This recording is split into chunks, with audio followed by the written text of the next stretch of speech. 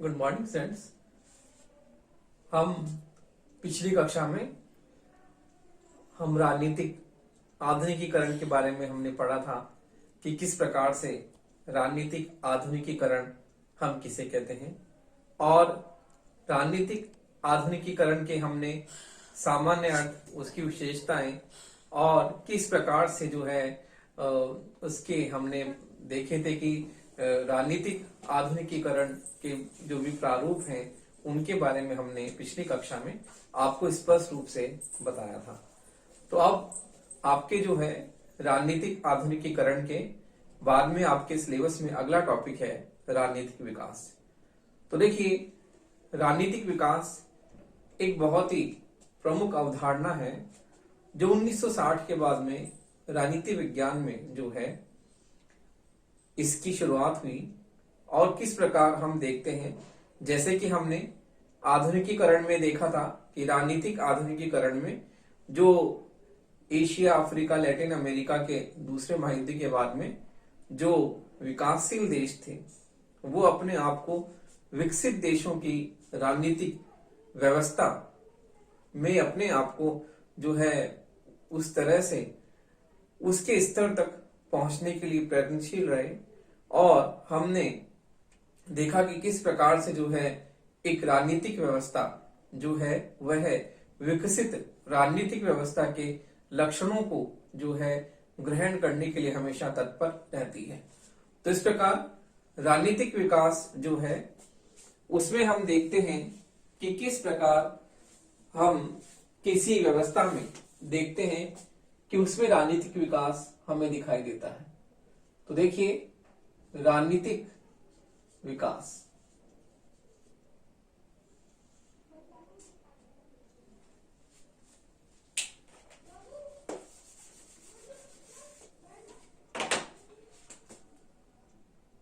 तो देखिए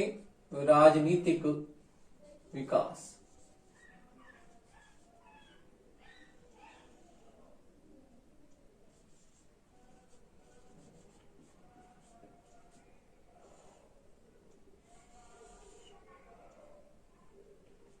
तो देखिए राजनीतिक विकास की अवधारणा 1960 के बाद हुई और इसकी उत्पत्ति का जो श्रेय हम देखते हैं गैर पश्चिमी विकासशील देशों की राजनीतिक व्यवस्थाओं में जो उथल पुथल होने लगी, जो परिवर्तन होने लगा, उसके कारण राजनीतिक विकास जो है राजनीति विज्ञान में इस अवधारणा को जो है प्रमुख रूप से इसका अध्ययन होने लगा। और यह अवधारणा गैर पश्चिमी जो देश थे वहां पर राजनीतिक व्यवस्था में होने वाले जो परिवर्तन हैं उन परिवर्तनों के कारण इस राजनीतिक विकास का जो है वो आरंभ शुरू हुआ। और 1960 के बाद में राजनीति विज्ञान में राजनीतिक विकास की नई अवधारणा का जन्म हुआ। तो इस प्रकार हम देखते हैं कि विकासशील देशों की राजनीतिक व्यवस्थाओं में होने वाले असामान्य परिवर्तन जो थे उनके लिए राजनीतिक संरचना को, राजनीतिक व्यवस्था की संरचना को समझने के लिए उस सामाजिक, आर्थिक, राजनीतिक पर्यावरण को भी समझना आवश्यक था कि वो क्या है। तो देखिए, इस प्रकार से राजनीतिक विकास जो है हम उसमें गैर पश्चिमी देशों में जो वहां पर राजनीतिक व्यवस्था में परिवर्तन हो रहे थे उन परिवर्तनों को जो है किस प्रकार से हमने उन परिवर्तनों को देखा और उसमें जो है राजनीतिक विकास हमने देखा कि कहां वहां पर राजनीतिक विकास की अवधारणा जो है हमें दिखाई देती है। तो इस प्रकार हम ये देखते हैं कि गैर पश्चिमी जो देश हैं उन गैर पश्चिमी देशों की राजनीतिक व्यवस्थाएं, जैसे कि हमने आधुनिकीकरण में पढ़ा था, राजनीतिक आधुनिकीकरण में, कि गैर विकसित देश जो हैं उन विकासशील देशों में हम राजनीतिक व्यवस्था के प्रतिमान को देखते हैं कि वहां पर राजनीतिक आधुनिकीकरण है या नहीं। इसी प्रकार से गैर पश्चिमी देशों पे जहां पर राजनीतिक परिवर्तन हो रहे थे, उथल पुथल चल रही थी राजनीतिक व्यवस्था में, तो इस प्रकार वहां पर होने वाले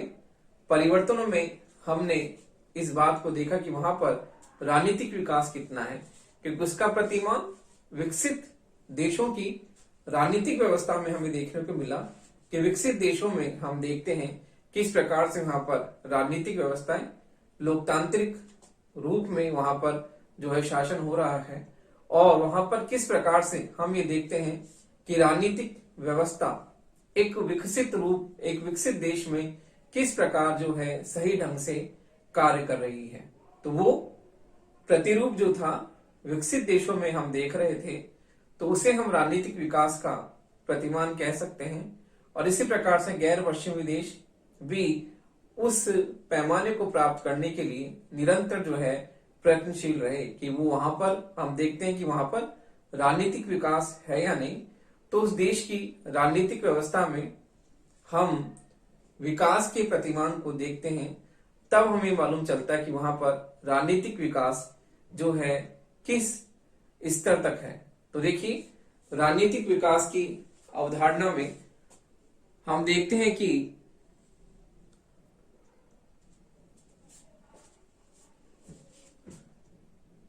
विकासशील देशों में एशिया, अफ्रीका और लैटिन अमेरिका के देशों में विकासशील देशों की सामाजिक, ऐतिहासिक, आर्थिक, सांस्कृतिक परिस्थितियों का अध्ययन किया गया। तो इस प्रकार से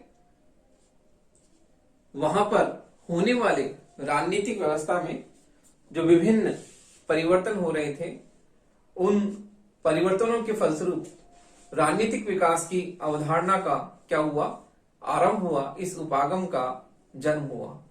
तो वहां पर जो राजनीतिक व्यवस्था में किस प्रकार से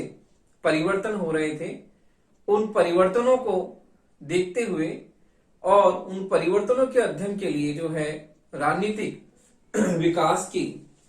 अवधारणा का जो है स्थापना की गई। तो देखिए, विकासशील देशों में राजनीतिक परिवर्तनों के तुलनात्मक अध्ययन के लिए राजनीतिक व्यवस्था सिद्धांत तथा जो है राजनीतिक विकास की जो अवधारणा जो है वो बहुत ही उपयोगी सिद्ध हुई। तो विकासशील देशों की राजनीतिक व्यवस्था का अध्ययन करने के लिए जिस प्रकार से हम सामान्य व्यवस्था सिद्धांत की बात करते हैं, उसी प्रकार से जो है राजनीतिक विकास की अवधारणा भी जो है बहुत ही उपयोगी सिद्ध हुई इन विकासशील देशों की राजनीतिक व्यवस्थाओं का अध्ययन करने के लिए। तो देखिए, इस प्रकार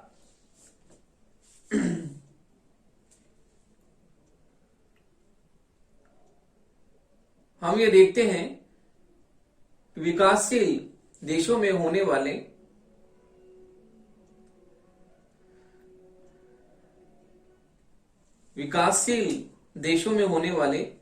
राजनीतिक परिवर्तनों के विकासशील देशों में होने वाले विकासशील देशों में होने वाले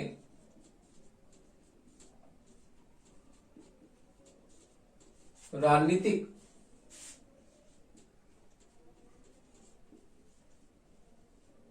विकासशील देशों में होने वाले राजनीतिक परिवर्तनों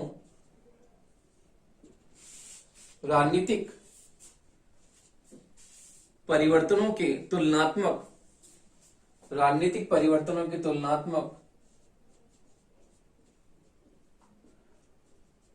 तुलनात्मक एवं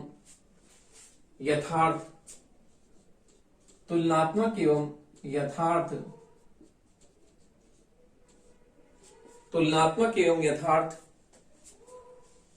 अध्ययन की दृष्टि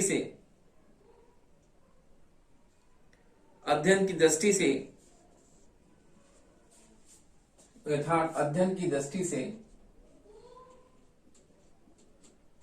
अध्ययन की दृष्टि से राजनीतिक व्यवस्था सिद्धांत की दृष्टि से राजनीतिक व्यवस्था सिद्धांत राजनीतिक व्यवस्था सिद्धांत की तरह राजनीतिक व्यवस्था सिद्धांत की तरह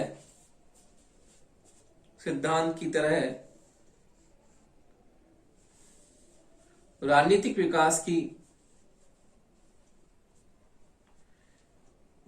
व्यवस्था सिद्धांत की तरह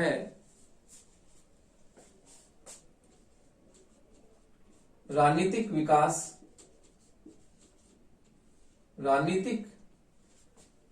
की अवधारणा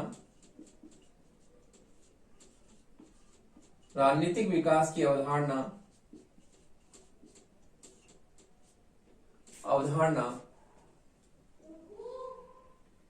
अत्यंत उपयोगी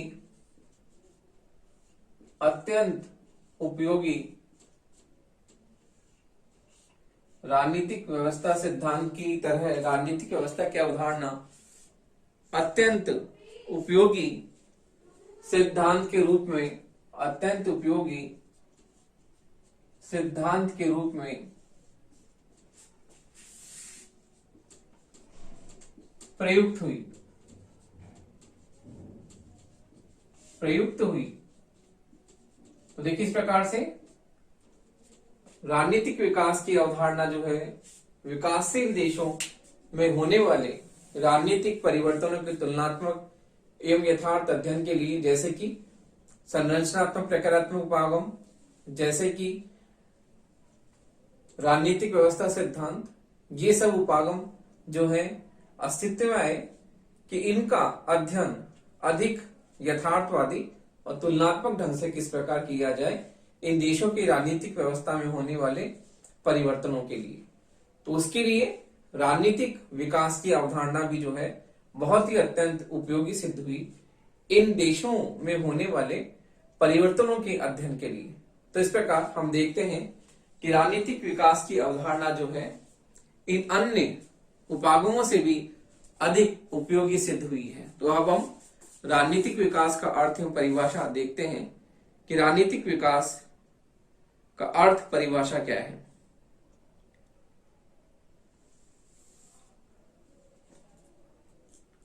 तो देखिए इस प्रकार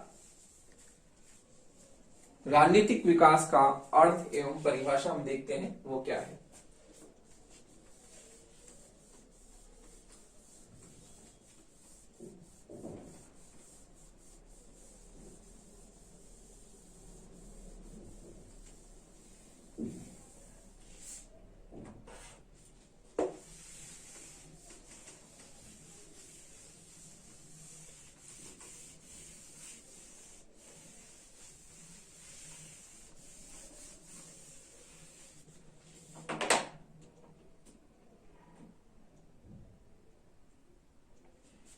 देखिए राजनीतिक विकास का अर्थ एवं परिभाषा।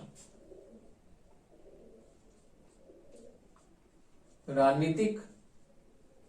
विकास का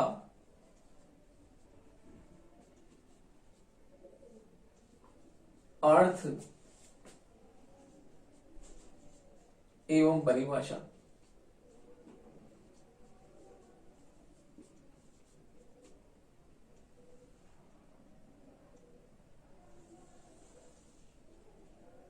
तो देखिए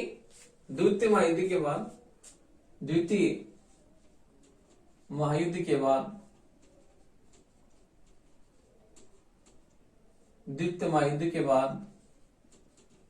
Asia Africa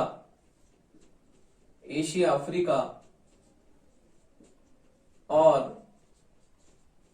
Latin America, Asia Africa और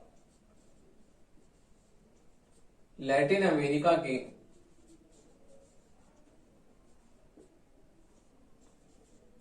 नौ स्वतंत्र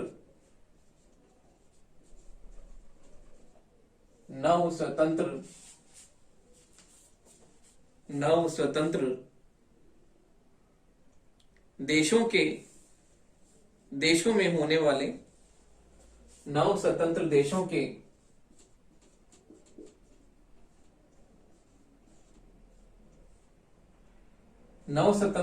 में केयरिंग में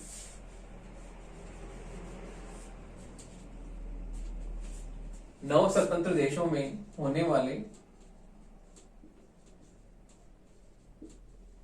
राजनीतिक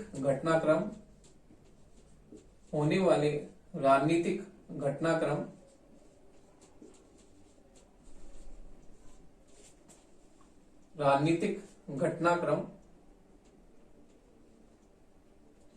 या परिवर्तन राजनीतिक घटनाक्रम या राजनीतिक परिवर्तन को समझने के लिए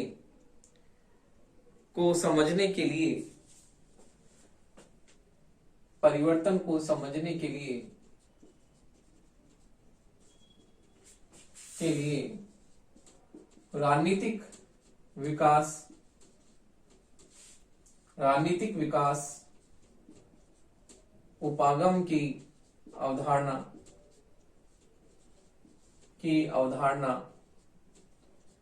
राजनीतिक विकास उपागम की अवधारणा की स्थापना की गई है।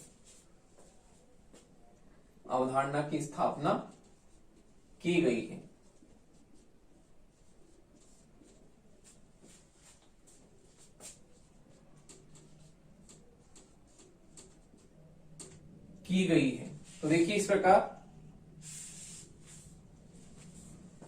जैसा कि मैंने आपको पहले बताया कि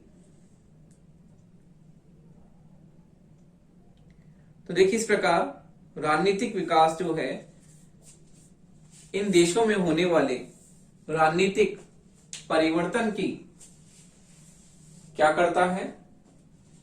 अध्ययन करता है और उसका तुलनात्मक अध्ययन करके वहां की समस्याओं को प्रमुख रूप से समझता है और फिर उनके समाधान के लिए भी उपयुक्त जो है हल प्रस्तुत करता है। तो इस प्रकार द्वितीय महायुद्ध के बाद में, दूसरे महायुद्ध की समाप्ति के बाद में एशिया, अफ्रीका और लैटिन अमेरिका के नव स्वतंत्र देश जो हैं वो अस्तित्व में आए और उन देशों में जो भी राजनीतिक परिवर्तन, राजनीतिक घटनाक्रम, राजनीतिक उथल पुथल हुए, उनको समझने के लिए जैसे कि सामान्य व्यवस्था सिद्धांत की स्थापना की गई राजनीति विज्ञान में, उसी प्रकार से संरचनात्मक प्रक्रियात्मक उपागम की स्थापना की गई और इन उपागमों में सबसे जो श्रेष्ठ जो है वो राजनीतिक विकास उपागम बहुत ही महत्वपूर्ण रूप से उपयोगी सिद्ध हुआ और वहां की राजनीतिक व्यवस्था में होने वाले जो भी महत्वपूर्ण घटनाक्रम थे उन घटनाक्रम को इस राजनीतिक विकास उपागम के माध्यम से जो है बहुत महत्वपूर्ण जो है अध्ययन इसने प्रस्तुत किया। तो इस प्रकार हम देखते हैं कि राजनीतिक विकास जो है इन देशों की राजनीतिक प्रक्रिया में राजनीतिक विकास उपागम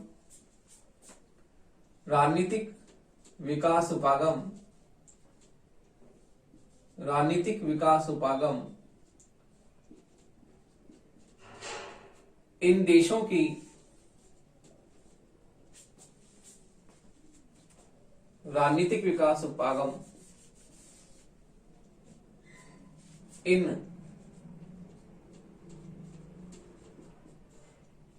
राजनीतिक विकास उपागम इन देशों की राजनीतिक प्रक्रिया में इन देशों की राजनीतिक प्रक्रिया में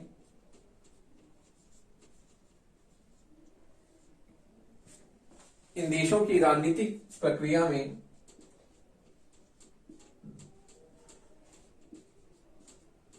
इन देशों की राजनीतिक प्रक्रिया में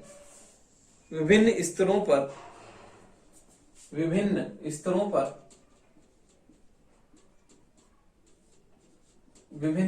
पर होने वाले विभिन्न स्तरों पर होने वाले परिवर्तनों का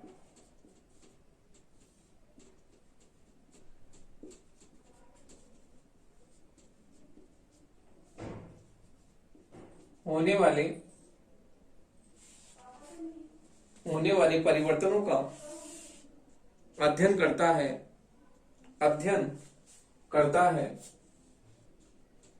इसके साथ ही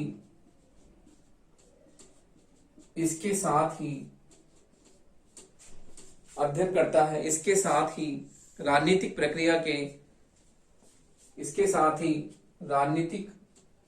प्रक्रिया के सामने विभिन्न चुनौतियों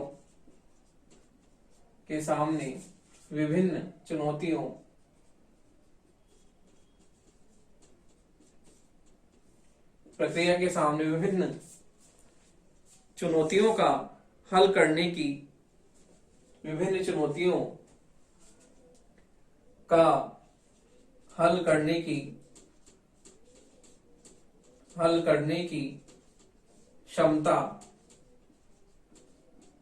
हल करने की क्षमता के विकास का भी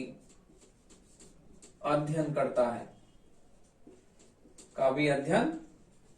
करता है। विभिन्न चुनौतियों का हल करने की क्षमता के विकास का भी अध्ययन करता है। तो देखिए, इस प्रकार से हम देखते हैं कि राजनीतिक विकास जो है, नव स्वतंत्र देशों की जो भी राजनीतिक घटनाक्रम या जो राजनीतिक परिवर्तन वहां पर हो रहे थे, उनको समझने के लिए इस उपागम का जो है स्थापना हुई। और हम देखते हैं कि देशों की राजनीतिक व्यवस्था में विभिन्न स्तरों पर होने वाले परिवर्तनों का अध्ययन करने के लिए, इसके साथ साथ ही राजनीतिक प्रक्रिया के सामने विभिन्न चुनौतियों का हल करने की क्षमता के विकास का भी अध्ययन जो है इसने प्रस्तुत किया। तो इस प्रकार हम देखते हैं कि राजनीतिक विकास जो है, इन विकासशील देशों की राजनीतिक प्रक्रियाओं का अध्ययन करने के लिए और वहां पर जो चुनौतियां प्रस्तुत हो रही थी उनका हल करने के लिए इस उपागम की स्थापना हुई। और ये उपागम अन्य उपागमों से बहुत ही उपयोगी सिद्ध हुआ और इसने वहां की राजनीतिक समस्याओं का बहुत ही यथार्थवादी ढंग से उनका जो है अध्ययन किया और उनकी समस्याओं का बहुत ही सूक्ष्म अध्ययन करके वहां जो चुनौतियां प्रस्तुत थी उनका भी अध्ययन किया और उनका अध्ययन करने के बाद में उनके समाधान के जो हल थे वो ही बहुत ही महत्वपूर्ण और प्रभावपूर्ण तरीके से प्रस्तुत किए। तो इस प्रकार से राजनीतिक विकास की अवधारणा जो है अन्य जो भी उपागम है उससे बहुत ही महत्वपूर्ण और उपयोगी सिद्ध हुई। तो हम देखते हैं कि राजनीतिक विकास जो शब्द है, इस राजनीतिक विकास शब्द के बारे में विद्वानों में जो है मतभेद है। सभी विद्वान इस राजनीतिक विकास शब्द का अपने अपने ढंग से अलग अलग अर्थ निकालते हैं। तो हम देखते हैं, कुछ कहते हैं राजनीतिक विकास में आर्थिक विकास भी समाहित है, सामाजिक विकास भी समाहित है। तो इस प्रकार हम देखते हैं कि राजनीतिक विकास की अवधारणा जो है उसमें अनेक जो है परिवर्तनों की बात की गई है। तो इस प्रकार हम देखते हैं कि राजनीतिक विकास जो है बहुत ही महत्वपूर्ण अवधारणा है और इसने किस प्रकार से जो है इन विकासशील देशों का बहुत ही तुलनात्मक और यथार्थवादी जो है ढंग से अध्ययन किया। तो हम अब देखते हैं इसकी परिभाषा के बारे में। कुछ विद्वान राजनीतिक विकास का मतलब राजनीतिक आधुनिकीकरण की प्रक्रिया से भी रखते हैं। तो देखिए, राजनीतिक विकास की परिभाषा के बारे में जो है बहुत ही महत्वपूर्ण विचारक हैं, उन्होंने लिखा है, उनका नाम है J.M. मैकेंजी। तो देखिए, J.M. मैकेंजी के अनुसार, जे एम मैकेंजी, जे एम मैकेंजी के अनुसार, मैकेंजी के अनुसार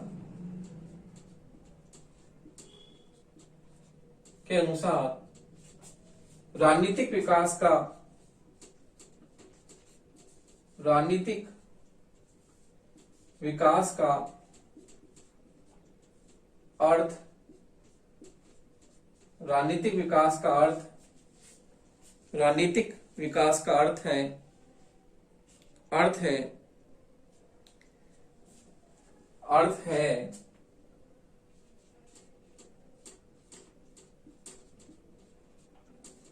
राजनीतिक विकास का अर्थ है उच्च स्तरीय अनुकूलता के साथ, उच्च स्तरीय, उच्च स्तरीय अनुकूलता के साथ, अनुकूलता के साथ अनुकूलन, उच्च स्तरीय अनुकूलता के साथ अनुकूलन करने की क्षमता, अनुकूलन करने की क्षमता, अनुकूलन करने की क्षमता। तो देखिए अगली विचारधारा है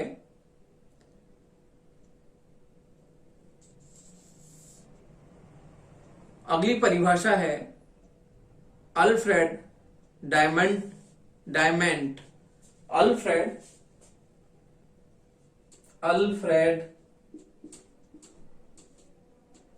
डायमेंट के अनुसार,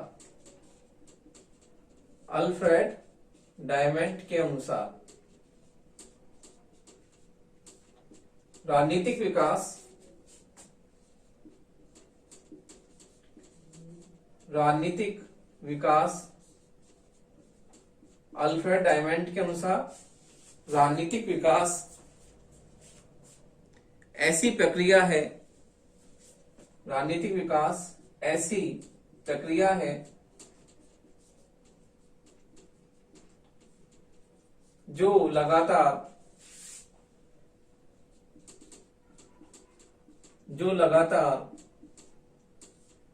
बढ़ने, जो लगातार बढ़ने वाली, जो लगातार बढ़ने, जो लगातार बढ़ती रहने वाली